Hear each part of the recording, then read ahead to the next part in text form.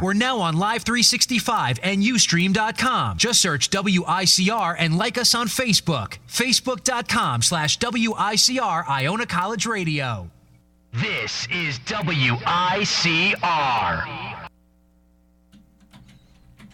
All right, hey everybody, how you doing? This is Brendan Clark. Starting off with the three-man weave. The three-man weave.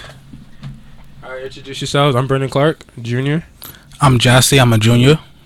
I'm Sean Edwards. I'm a junior here at Iona. And this is our first radio show. Just starting up. Just going to talk about some quick sports real quick for NBA. First to start off, we have the Atlanta Hawks for the Pelicans game. Anybody have any comments on it? Whoever saw it? Well, that game really surprised me because I thought the Hawks right now they've been on a tear. Like, numbers never lie, and they're playing almost similar to the Spurs in a way because everybody knows the Spurs organization for being the blueprint of how you play the game of basketball, and the Hawks have been just reciprocating that. They've been doing that constantly throughout the whole season. They don't have that one dominant, guy that you can say is undoubtedly the crux of the team and the vocal point. It's an all-around team effort. You know what I mean? You got Millsap and Corver coming off screens and whatnot, and guys are just sharing the ball all together. And I thought it was just basically a good situation. And to go on a 19-game winning streak, and they played much better against the West than they have against the East, I believe. I mean, they played good against both conferences in general, but I thought the Pelicans, granted it was on the road, nonetheless, it shocked me. It really did, especially because it wasn't a nail biter. Right. I mean, yeah, the game wasn't a nail biter, nothing like that, but at the end of the day, the Pelicans are a young up-and-coming talent. They have Anthony Davis, who's going to be a future MVP and an all-star multiple times throughout his career. And the fact of the matter is, the Hawks, they slipped up, just like any NBA team. They go on a streak, and they do amazing work against some amazing teams, but they always have that one team where everybody thinks, you know what, this should be a cake, it should be a walk in the park, nothing, light. And that team comes up and beat them. And the Pelicans were just that team this season. They just put in the effort, they put in work. You've seen Anthony Davis in his highlights. Oh, Anthony Davis. Anthony Davis just went off. He's a very consistent player. Even on his team where everybody would say, okay, well, the Pelicans, they in the middle of the pack. They're not automatically a playoff team, but they're not a bust team either. He shows, I'm here for the future, and I'm not going anywhere, and I'm going to be a dominant player, no matter how bad my team is or how good my team is. Exactly. It's funny, too, you mentioned him. He's really coming into fruition, honestly, because I'm starting to believe that he is the ultimate package. I mean, his jump shot is just consistent. It's just relatively consistent. He's finishing on breaks, athletic, mobile. Granted, he had that growth spurt in college where he did play point, I believe, in his high school career. Yeah. He went from high school like 6'2", then jumped up and continued when he was in the NBA. Yeah. And then Kentucky, he didn't have the offensive repertoire as he does now. And it's remarkable to see, honestly. Yeah, it's just scary that he's young. Yeah, that young too. Player. I mean, you would say the closest thing I could compare his game to is Tim Duncan. And if he's a young Tim Duncan at this stage in the game, when he's not even close to 30, really, he's still very young, and he's not anywhere near his peak. If he's a young Tim Duncan now, when it's all said and done, he can be one of the greatest. I mean, it's still kind of too early in his career to be like, okay, yeah, he's a Tim Duncan. He can be compared to Wilt Chamberlain or Bill Russell. I'm not saying he's going to be any of them. But if he can be at least a Tim Duncan, the Pelicans have a centerpiece to build a championship in the future. And probably with even more offensive capabilities, if you come to think about it. I think that if he takes the team to high in the playoff rounds, or other people like Melo has, or like Chris Paul, you think of Anthony Davis, if he could bring the Pelicans up from the ground up and just work with them and really try to bring them into a championship caliber, at least winning finals in the playoffs, then that would be something spectacular. Yeah, definitely. It's something the city definitely needs after all the things they've gone through. Exactly. Yeah. And that's probably one of the things, although he's playing, I believe, to top of the tier amongst the guys in the league, but that's probably one of the things that kind of enables, basically it's one of the things that kind of stops you from putting him in the MVP conversation when you talk about his team, the overall production of his team. Like, you have guys like Curry and James Harden who are basically neck for neck practically when talking about, MVP honors.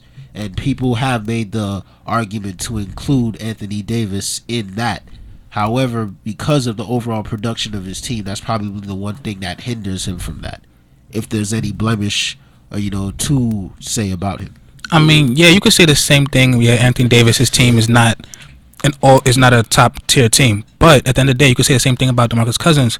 He's an all-star pick this year. His team is nowhere near the playoffs. No, they're slipping. And even though he's predicted to be a top center in the league, even though he can produce, his team is nowhere near the production that they should be. So to say that Anthony Davis shouldn't be in an MVP, not saying that you're saying that, but he should get his credit. If his team is bad, fine. But MVP is based off of what he does. And his team would be nowhere near where they are now if he wasn't there. You take Anthony Davis off the Pelicans is an afterthought. They're not even considered an NBA team. They're probably even worse than some D-League teams if he's not even there. Nah, you talk about the Knicks being worse than some D-League teams first, if anything. We start off with them, but I don't want to get into that kind of story. Them Knicks is another story. Yeah, they're another story. Yeah. That breaks my heart. I'd rather not. The second game real quick that we should just go over is the Nets versus the Clippers. It was a real probably upsetter. Probably a lot of bets that were lost over that game. Definitely. Yeah. I just think that the Nets really pulled out. They really pulled out through. The Clippers, I don't know if there was like an expectation to if they were just going to actually win and just be a walk in the park. But when you think about the Clippers versus the Nets, you automatically think the Clippers. But the Nets just really came out and came out with the 3-ball and really like helped them out in the game in the fourth quarter. I mean, yeah, it's like with the Clippers, you would think, okay, yeah, they have Chris Paul, Blake Griffin, DeAndre Jordan. It's going to be a light for them. They're going to win this game. And maybe that's their mentality when they win the game. They underestimate the Nets. Because the Nets, they have a core that if they are healthy and focused and producing, they can be a playoff team. But there's a lot of times when they just slip up and they just don't do what they're supposed to do. And that game with the Clippers proved that, you know what? If we get our act together and we actually produce, we can be a good team, at least in the East. Not overall in the NBA, but at least in the East, we can be a playoff team and compete. And Jarek Jack with that jump shot, I mean, come on. Like, no one expected him to make that shot like that, especially not. But then again, you had DeAndre Jordan guarding him, so, I mean, most guards in the NBA can shoot it over DeAndre Jordan. And I like that they do have, like, Jared. I like that they do. Well, it's hard to say, but DeAndre Jordan, like, he's just so tall. It's just, like, it's weird how a guard could be like, all right, I could play him one-on-one away from the paint, but when it's in the paint, I don't want to. Because his wingspan is just so far that he could just block you wherever he's at. I mean, yeah, I know. I agree with you. Like, his wingspan, you would think, okay, it's a jump shot. DeAndre should be able to block that. But I guess he feels uncomfortable being outside the paint. He's out of his comfort zone. So he's going to guard a guard, and the guard's like, okay, it's easy pickings. It's almost like, go back to the day like when Shaq used to be there. You take Shaq out of the paint, he's out of his comfort zone. A guard's gonna be like, oh, this is a great meal for me. It's Thanksgiving. I'm gonna go and feast on him. Dance. Exactly. Let me have this dance. I'm gonna destroy you. But you put him in the paint, you be like, you know what? I'm backing off. This is not my game. You got this one. Here's the ball. I'll go back and defend. I mean, that's how it was. Yeah. And that's how it is for DeAndre. Yeah, that's one of the reasons why people were talking about him being an all-star, potentially being an all-star. When you think about it, a lot of the all-star selections, it's predicated on one's scoring ability. And DeAndre even came out the mouth and said that too. He himself was like, because, he's relatively anemic when it comes to scoring, people tend to overlook him. And I feel like they should do a better job in terms of the league by, having all-star consideration for players in certain respects other than scoring. Right. Because DeAndre Jordan, take away scoring from his game, and he's very efficient. very efficient player, makes a team better overall, top of the tier. So Yeah, I mean, I agree with you. The All-Star game has now become to the point where, okay, let's have the people who can shoot the best, who can score the most, which is what everybody wants to see. People pay to see offense, not defense. Unfortunately, even though defense wins championships, everybody pays to see offense. I mean, if you look last year in the All-Star game, how many centers were even selected? Not even the starting five. Not in the starting five. There was no centers in the starting five. If there was a center on an All-Star team, they came off because the coaches selected them. And this is the era we live in. Everybody wants to be a guard. Everybody wants to be a forward. If you think about the stars that everybody wants to be, you ask any little kid who they want to be. Kevin Durant, LeBron James, Chris Paul. They want to be guards or forwards, those who have the ball in their hand a lot and is going to score. No one wants to be Dwight Howard or Anthony Davis. I mean, no one wants to be the ones working in the paint. Nobody wants to work for it. Everybody wants that automatic athleticism and skill and you think of people that everyone wants to be like. Nobody. I don't know. Do people really say? Have you ever heard anybody say they want to be like LeBron? Have you ever heard that? I hear little kids all the time saying they want to be LeBron. Yeah. Like almost as if LeBron's a god.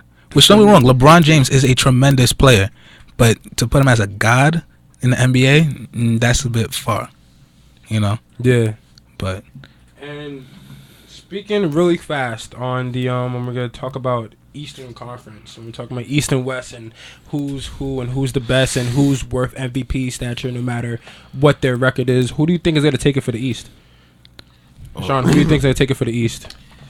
I think right now, previously, if you had asked me this before, I would have said Chicago. Which Chicago is looking like they're basically plateauing, taking into consideration that for some reason or another, they do much better on the road than they do at home, despite the fact that, they gave up that overtime loss to the Lakers on the road after coming off the Golden State win, which is kind of strange. Yeah.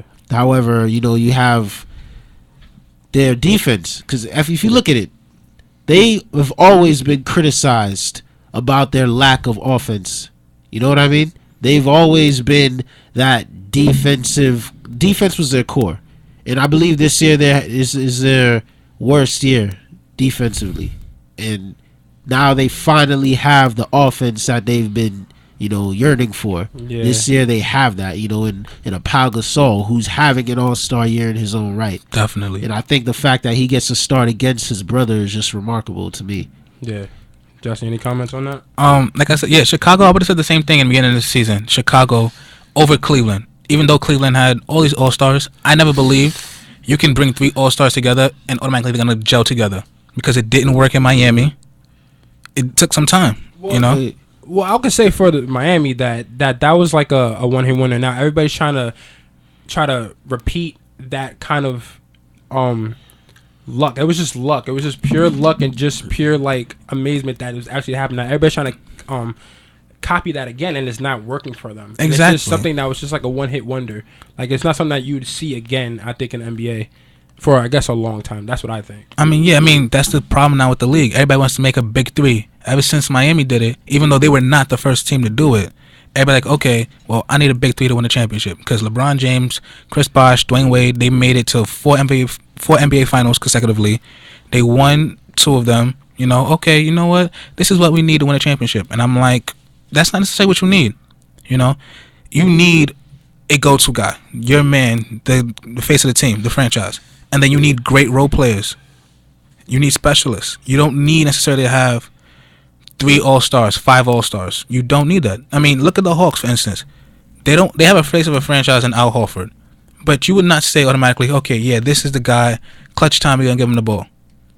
They all 5 of their starters have had moments throughout the season where they were the ones with the ball in their hand at the end of the game. They're playing the blueprint of team basketball. Better than the Spurs this season, I might add. Actually. Exactly. That's why I think they're going to take it for the East. You think they're going to take it I think they're going to take it for the East regardless of, they just lost their record and they're at a good streak. They're at a good pace right now because there's only about, how many games left? Maybe 30 plus a little bit left. Something like that. And I think they're in a good place, especially when you talk about how they copied the the model of the Spurs. And like you said earlier, Sean, that there's nobody that's really that one go-to guy. Everybody plays their role, and everybody like really is able to gel together and doesn't step out of their boundaries and what has to happen on the court. You know, like you have Jeff Teague. He could score. He could do his threes. He can drive to the basket and kick out to anybody that's wide open. Al Horford shooting a three. You have Kyle Korver just ready for any shot, no matter what. You just have people ready for the ball. And I think, since like you're saying that they are doing it better than the Spurs, I think that they could still take it for the East. Doesn't mean they're gonna go high in the playoffs. I'm not talking about the playoffs. Oh, okay. Because I was just for the conference, just for the regular season. Okay, I was just about to ask you that when it comes to taking it for the East. Are we talking in terms of finishing with the highest record, or are we talking about excelling into the NBA Finals? Oh yeah, just strictly that right there. I was strictly regular season. Okay, because the Hawks, they'll make it to the Eastern Conference possibly, but I don't see them making it all the way to the NBA Finals. All right. What we're gonna do is we're gonna take a quick break, and then after that we'll come back and talk about the Western Conference and who we think's gonna win that for the regular season, not the playoffs.